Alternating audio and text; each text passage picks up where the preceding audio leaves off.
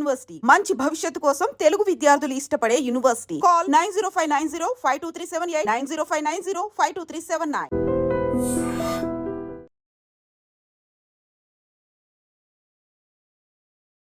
నమస్తే, welcome to I dream social spotlight with కవిత.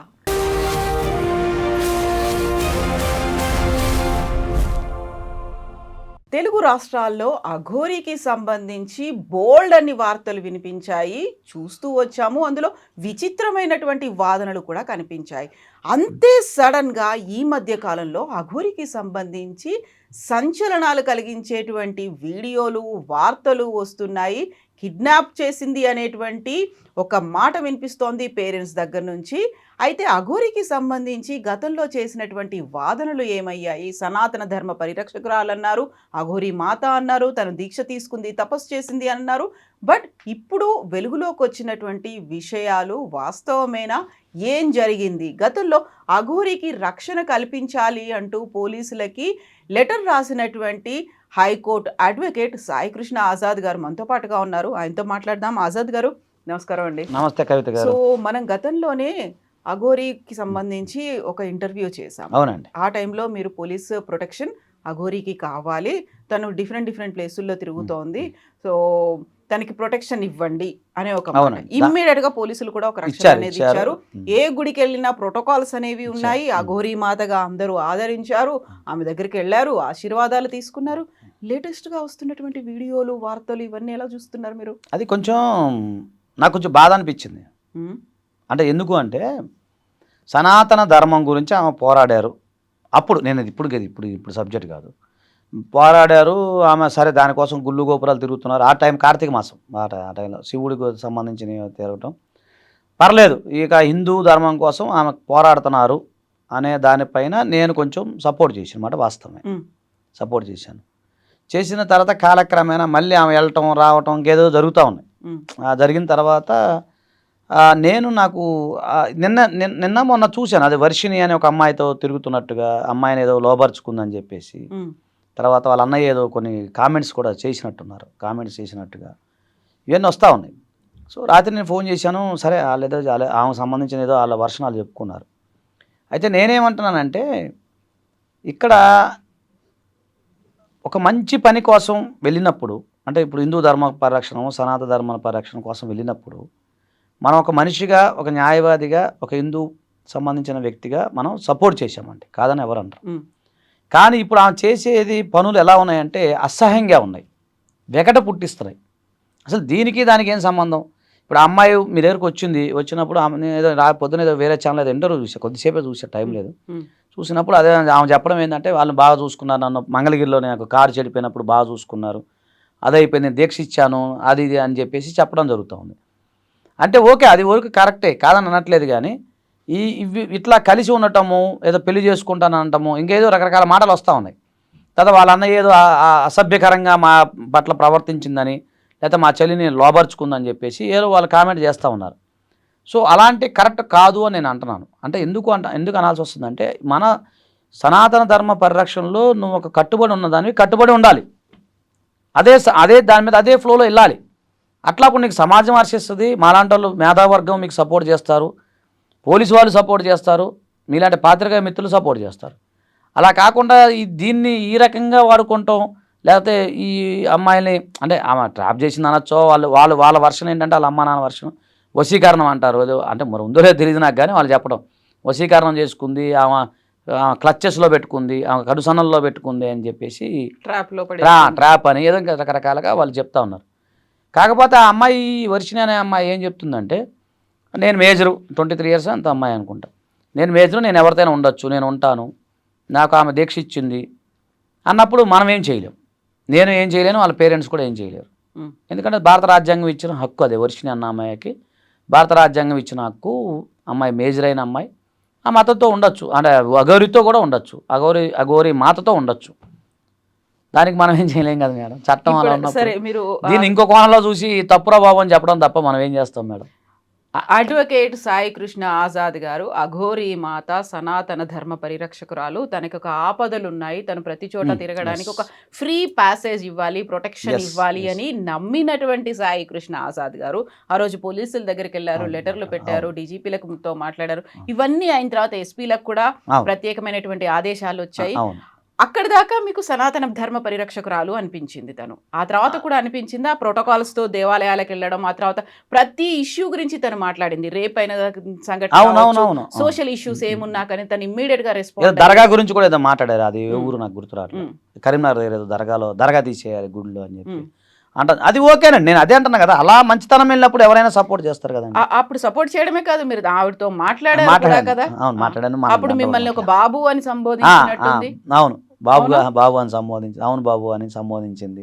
అన్ని బాగానే ఉన్నాయి. చాలా గ్రేట్ఫుల్ గా ఒక గ్రాటిట్యూడ్ అనేది కూడా కనిపించింది, థ్యాంక్స్ అనేవి అందులో వినిపించాయి. ఇవన్నీ ఇప్పుడు సడన్ గా ఇంకొక అవతారం, ఇంకొక రూపమా, లేకుంటే లోపల ఉన్నటువంటి ఇంకొక దాన్ని షేడ్ అంటారా, ఏదో బయటకు వచ్చిన తర్వాత మళ్ళీ మాట్లాడారా ఆజాద్ గారు?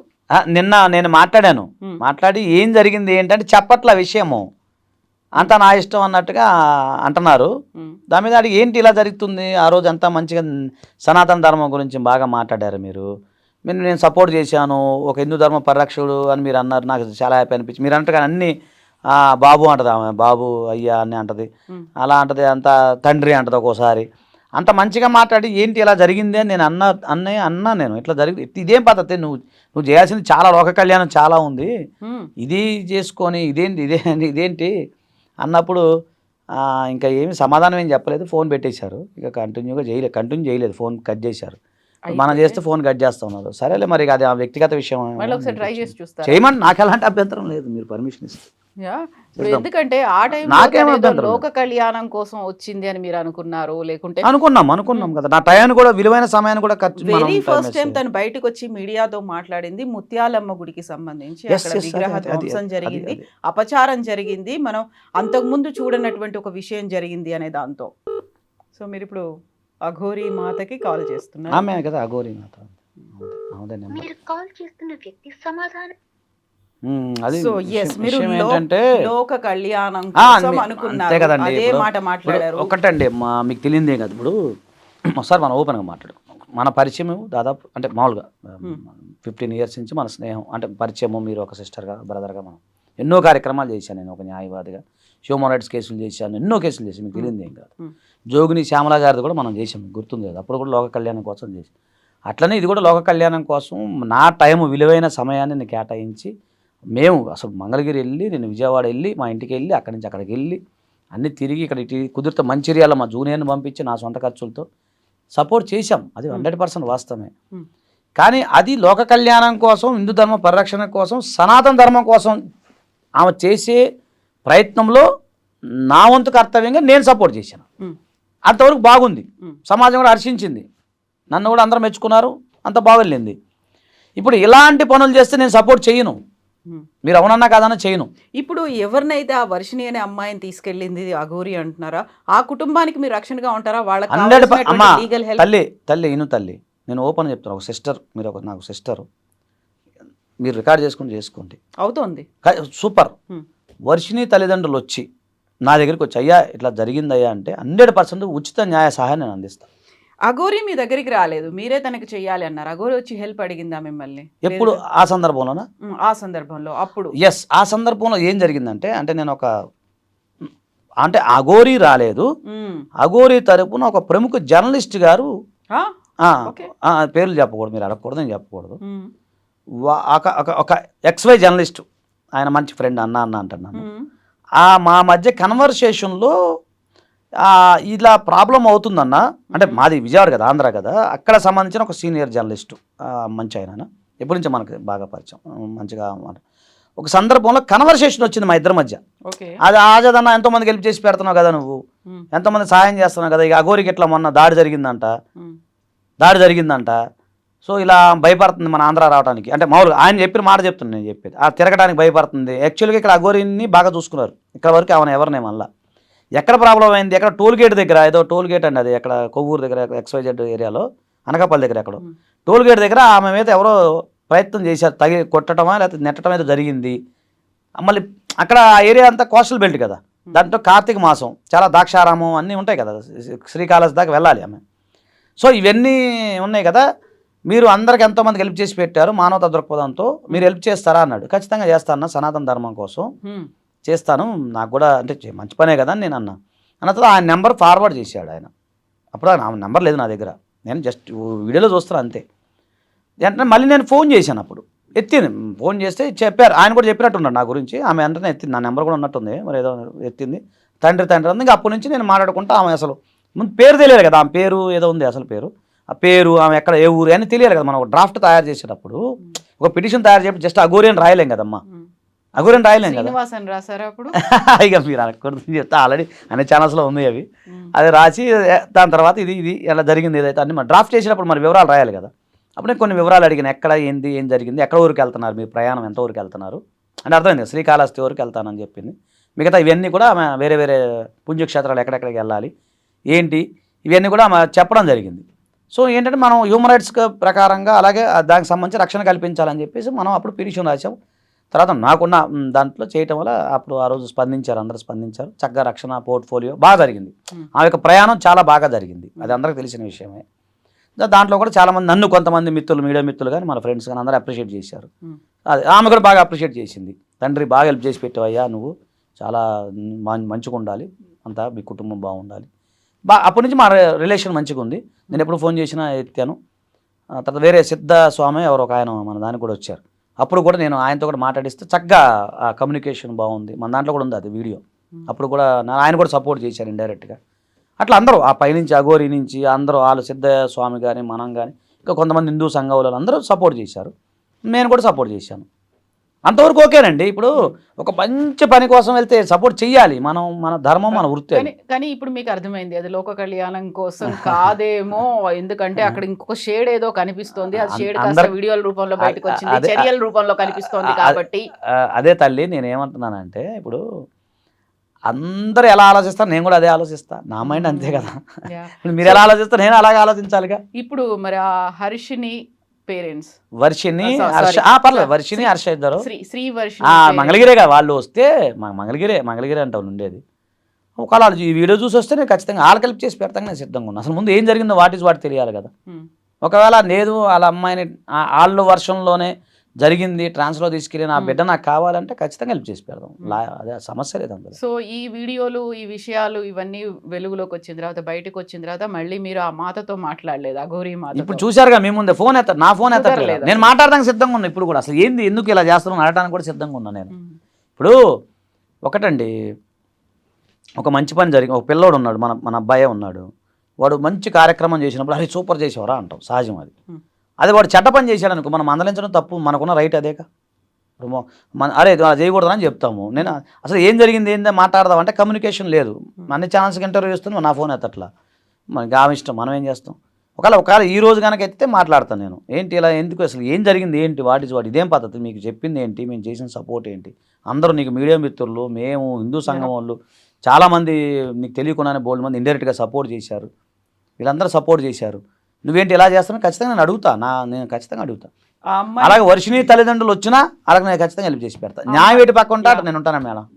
అమ్మాయి మేజర్ కాబట్టి ఆమె డెసిషన్స్ ఆమె తీసుకోవచ్చు, ఎక్కడికైనా వెళ్ళొచ్చు, ఎవరితో అయినా వెళ్ళొచ్చు. కానీ అలా కాకపోతే ఇదే కదా కండిషన్ అక్కడ. చెప్పండి. సో పేరెంట్స్ కి కంప్లైంట్స్ ఉన్నాయి, బలవంతంగా తీసుకెళ్ళింది, ఏదో మాయ మాటలు చెప్పి తీసుకెళ్ళింది అనే దాంతో పాటుగా వాళ్ళ అన్నయ్య ఏదో చెప్తున్నాడు, కుటుంబంలో డిస్టర్బెన్సెస్ ఉన్నాయి, వాళ్ళ అన్నయ్య చెప్పేటువంటి మాటలు ఇవన్నీ చూసిన తర్వాత నాకు కూడా అనిపిస్తుంది. సో ఆ అమ్మాయి ఈజ్ నాట్ ఇన్ సేఫ్ ప్లేసా, సేఫ్ హ్యాండ్సా అనిపించింది అనుకోండి, అప్పుడు తీసుకురావడానికి కూడా చర్యలు అయితే చేయాలి కదా, చేసుకోవాలిగా. ఒక ప్రాణాన్ని మనం రక్షించడం అవుతాంగా, తప్పే ఉంది దాంట్లో. ఇంకోటండి, ఒక ఆడపిల్లల్ని పెళ్లి కావాల్సిన అమ్మాయిని అల్లారు ముద్దుగా పెంచుకొని పెళ్లి కావాల్సిన అమ్మాయిని అలా చేస్తే ఏ తల్లిదండ్రులను ఒప్పుకుంటారా? ఇప్పుడు మన ఇంటి ఆడపిల్ల ఉందండి, ఇప్పుడు ఇలాగే వెళ్ళిపోయింది అనుకో, మనం ఊరుకోం కదా మేడం, ఎవరైనా ఊరుకోం కదా, ఎవరు ఆడపిల్లని ఒకటే కదండి. నేను అదే అంటున్నా, అమ్మాయి వర్షిని వాళ్ళు తల్లిదండ్రులు వచ్చి అయ్యా ఇలా జరిగింది, మీరు ఎలాగ లీగల్గా ఎలా వెళ్తారు ఏంటంటే నాకు నాలెడ్జ్ మేరకు, లేకపోతే ఖచ్చితంగా నేను ఎలా హెల్ప్ చేసి పెట్టి చేస్తాను. లోక కళ్యాణం కోసం ఎప్పుడు నేను ఆజాద్ ఎప్పుడు ఉంటాడు మేడం, మీకు తెలియదు ఏం కాదు, అది ప్రజలందరికీ తెలుసు ఆ విషయం. అఘోరి లోక కళ్యాణాన్ని వదిలేసిన ఆజాద్ గారు మాత్రం లోక కళ్యాణాన్ని వదిలేయారు. అది మన బై బర్తే మా జీన్స్లోనే ఉంది, మనం దాన్ని పోగొట్టుకోలేం. ఎస్, చూద్దాం మళ్ళీ ఫర్దర్ గా ఎలాంటి ఎపిసోడ్స్ చూద్దాం, wait and see. ఏం కానీ జరుగుతుందో ఇక అనేది. ఒకటి ఇలాంటి జరిగితే మాత్రం ఎంకరేజ్ చేయను మేడం, మొహమాటమే లేదు. వచ్చి బతిలాన్న కూడా ఇల్లు ఆ పని చూసుకో అని చెప్తాం. ఉమ్. ఎందుకంటే ఒక ఆడపిల్లని అన్యాయం చేయద్దు కదా. కాకుంటే ఇన్ని జరుగుతున్నాయి, అప్పుడు ఆ టైంలో అఘోరీ మాత అనగానే ఒక సనాతన ధర్మమో ఇంకోటో అదే ఇంకోటో చాలా మంది గుర్తొచ్చింది కదండి. సపోర్ట్ చేశారు. మరి అవును. ఇప్పుడు ఇవన్నీ బయటకు వచ్చిన తర్వాత ఎవరెందుకు మళ్ళీ మాట్లాడలేకపోతున్నారు? వస్తున్నాయి కదా ఒక్కొక్కరు, గలాన్ని వినిపిస్తున్నారు కదా, బయటకు వస్తున్నారు కదా ఒక్కొక్కరు, చెప్తున్నారు, చాలా ఛానల్స్ వస్తున్నాయి. ఈ నిన్నే కదా అప్పుడు బయటపడింది. వచ్చినంత మ్యాసివ్ గా రావట్లేదు, ఇప్పుడు మెల్లిమెల్లిగా కొద్ది కొద్దిగా వస్తున్నాయి, మ్యాసివ్గా రాకపోవచ్చు, కానీ స్పందించే వాళ్ళు స్పందిస్తూనే ఉన్నారు. ఎవరితో నాకు సంబంధం లేదు మేడం ఈ ప్రపంచంలో. ఉమ్. నాకు ఏదనిపిస్తే అది నేను ఖచ్చితంగా చేస్తాను, Yes, మనసాక్షిని బట్టి. ఆజాద్ గారు చూద్దాం మళ్ళీ నెక్స్ట్ ఫర్దర్ ఎపిసోడ్స్ ఎలా ఉంటాయో, అంతే. ఎలాంటి ట్విస్ట్లు టర్మ్స్ ఈ ఉంటాయో వర్షిని వాళ్ళు చూడండి, మీకున్న కమ్యూనికేషన్ ఉంటే పిలిపిద్దాం, వాళ్ళని కూడా ఇక్కడ పిలిపించి మాట్లాడదాం, తప్పే ఉంది. అదేదో మీరే చేసుకోండి, ఆ పుణ్యం మీరే కట్టుకోండి. నేనా? మీరు ఒక పుణ్యాన్ని కట్టుకున్నారు, దాన్ని ఫర్దర్ గా కంటిన్యూ చేయండి. ఇంకొక లోక కళ్యాణం, ఇంకొకరికి ప్రొటెక్షన్, ఇంకొకరికి రక్షణ మీరే కల్పించండి యాజ్ అడ్వకేట్ గా. ఎస్ అండి, thank you so much Azad గారు. Thank you.